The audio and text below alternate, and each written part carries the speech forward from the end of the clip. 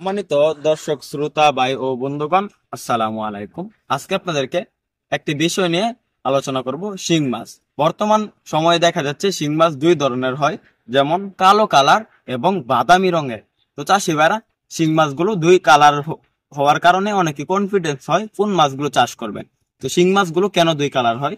তো আমাদের এখানে বর্তমান আমাদের এলাকাগুলোতে যে শিং মাছগুলো চাষ করা হয়, এই মাছগুলো কিন্তু একই মাছ, একই রেণু থেকে একই ব্রুদ থেকে রেণু উৎপাদন করে পুকুরে চাষ করে। কিন্তু দেখা যাচ্ছে এগুলা আপনারা আমরা মাছ সেল দিলে, ডেলিভারি দিলে দেখা যাচ্ছে কালার দুই ধরনের হয়ে থাকে, মানে বিভিন্ন কালার হইতে শিং মাছের যেমন বাদামি এবং লাল।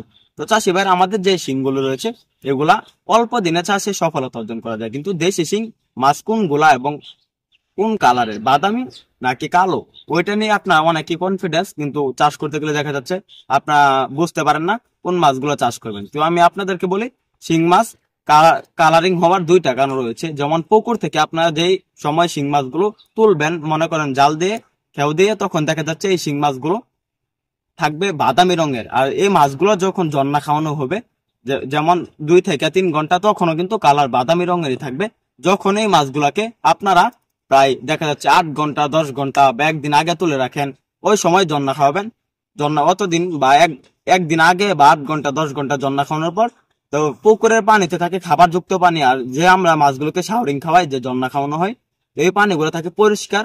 এই পানিগুলোতে জন্না খাওয়ানোর পরে মাছের যে পেটে খাবার আছে ছেড়ে দেয়, তখন মাছগুলা কালো আকার হয়ে যায়, মানে মাছের শরীর কালো হয়ে যায়। তো তখন অনেকে মনে করে এগুলা দেশি শিং না। অনেকেই আবার মাছ সেল দিলে বলে যে ভাই, শিং ভিডিওতে দেখলাম যে আপনার বাদামি রঙের, এখন কালো কেন? তো চাষি ভাইরা আপনারা বুঝতে পারেন না, এটা আপনাদের সমস্যা। যে দেশি শিং মাছ দুই ধরনের হয়, আসলে না, দেশি শিং মাছ এক ধরনের হয়। তো চাষি ভাইরা দেশি শিং মাছ চাষ করার ক্ষেত্রে যদি আপনার লাভবান হতে চান, তাহলে দেখা যাচ্ছে দেশি শিং মাছগুলো গ্রেডিং করে নিতে হবে। আর যারা আপনাকে মাছগুলো দিবে, সবসময় এক সাইজের মাছগুলা ক্রয় করার চেষ্টা করবেন। কেননা এক সাইজের মাছগুলা ক্রয় করলে দেখা যাচ্ছে পুকুরে এক মিলে মাছগুলা বড় হয়, ছোট বড় হয় না। এই মাছগুলো আপনারা এক সময় বাজারজাত করতে পারবেন। আর যদি দেখা যাচ্ছে ব্যামিল মাছ নেন, যেমন 1 ইঞ্চি 2 ইঞ্চি 2.5 ইঞ্চি 3 ইঞ্চি এরকম ব্যামিল সাইজের মাছগুলো নেন, তো ছোট বড় মাছগুলো নেন গ্রেডিং ছাড়া, তখন দেখা যাচ্ছে ওই মাছগুলাতে যদি আপনার পুকুরে ছাড়েন, তখন যে সময় মাছ বিক্রি করা বয়স হবে, তখন মাছগুলো থাকবে প্রায় 50 পিসে কেজি, 20 পিসে কেজি, 30 পিসে কেজি, 15 পিসে কেজি, 10 পিসে কেজি। ওই সময় আপনার মাছগুলা বাজার বিক্রি করার সমস্যা হয়ে যাবে। কেমন সমস্যা হয়ে যাবে আপনাদেরকে ক্লিয়ার করে দেই।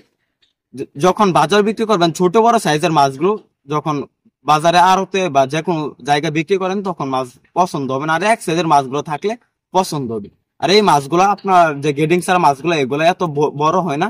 মানে গ্রেডিং করা ছাড়া যে মাছগুলো 50% মহিলা মাছ থাকে, 50% পুরুষ মাছ থাকে। তো তখন দেখা যাচ্ছে 50% যে মহিলা মাছগুলো থাকে, এগুলো আগেই বড় হয়ে যায়। যেমন 4 থেকে 5 মাসের ভিতরে এগুলা বিক্রি করা উপযোগী হয়ে যায়, 15 থেকে 20 পিসে কেজি আসে। আর যে মাছগুলা মনে করেন পুরুষ মাছ থাকে, এগুলা মনে করেন 50 থেকে 60 পিসে বা 40 পিসে কেজি আসে, এগুলা দেখা যায় বড় হয় না। 6 থেকে 7 মাস চাষ করলে বা 30 পিসে কেজি আসে, আর বেশি বড় হয় না। তখন এগুলা মাছগুলোর বাজার মূল্য এত একটা পাওয়া যায় না। তো এই কথা আপনাদেরকে ক্লিয়ার করতে চাই। সবসময় আপনারা গ্রেডিং করা শিং মাছগুলো ক্রয় করবেন। শিং মাছ বাদামি হোক আর কালো হোক, শিং মাছ একই সাইজের মাছ, মানে একই মাছ, মনে করেন এক সাইজের মাছ ক্রয় করার চেষ্টা করবেন।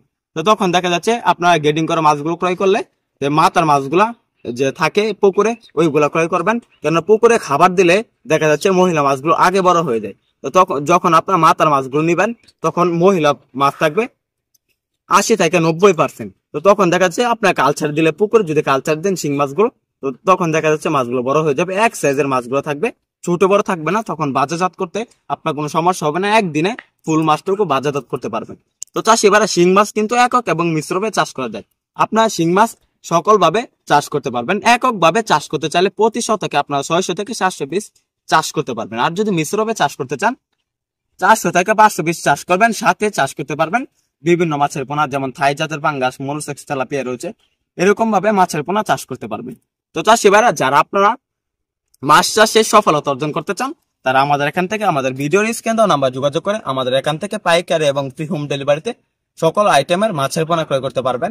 তো চাষি ভাইরা, যে যেখান থেকে আমাদের ভিডিওটি দেখছেন, আমাদের ভিডিওটি ভালো লাগলে আমাদের চ্যানেলটি সাবস্ক্রাইব করে আমাদের পাশে থাকবেন। আবারও দেখা হবে এরকম ইন্টারেস্টিং নিত্য নতুন প্রতিবেদনে। ধন্যবাদ। আসসালামু আলাইকুম।